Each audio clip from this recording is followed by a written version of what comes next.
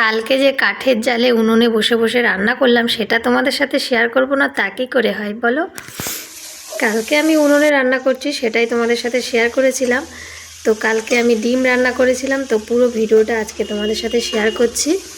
তো দেখো কত অল্প সময়ের মধ্যে আমার ডিম রান্না হয়ে গেল। আর কাঠের জালে কিন্তু অনেক তাড়াতাড়ি রান্না হয়। তো দেখো পুরো ভিডিওটা, ভালো লাগলে একটা লাইক কমেন্ট শেয়ার করে দিও। তবে হ্যাঁ, কড়াই যে কালিটা পড়েছে, কালি মাজতে গিয়ে আজকে আমার দম বার হয়ে গেছে। আমি কিন্তু কোনো কাজেই ভয় পাই না। গ্যাস ছিল না তাই কি দেখো দিব্যি উনুনে রান্না করে নিলাম। আর উনুনটাও কিন্তু দারুণ জ্বলছিল। তবে বিয়ের পর এত বছর পর আমি এই উনুনে রান্না করলাম।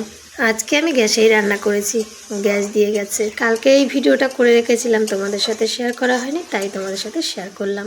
চলো দেখাচ্ছি। মশলা কিন্তু আমার কষানো হয়ে গেছে, আর রঙটাও কিন্তু দেখো কি সুন্দর হয়েছে।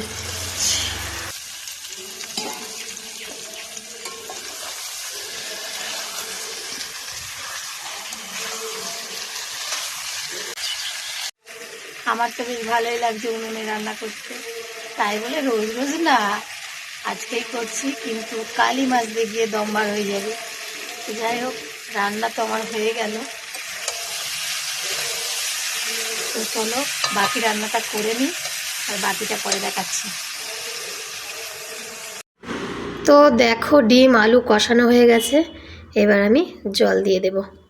হয়েছে, তো চলো কষানো হয়ে গেছে, এবার জল দিয়ে দিই।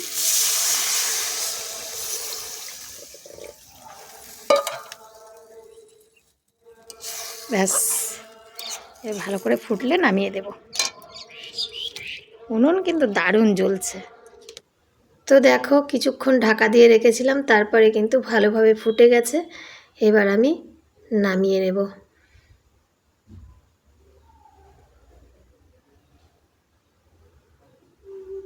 ব্যাস হয়ে গেল ডিমের ঝোল উনুনে রান্না। তো চলো ভিডিওটা কেমন লাগলো কমেন্টে অবশ্যই জানিও। আবার দেখা হবে পরের কোনো ভিডিওতে। টাটা, সবাই ভালো থেকো।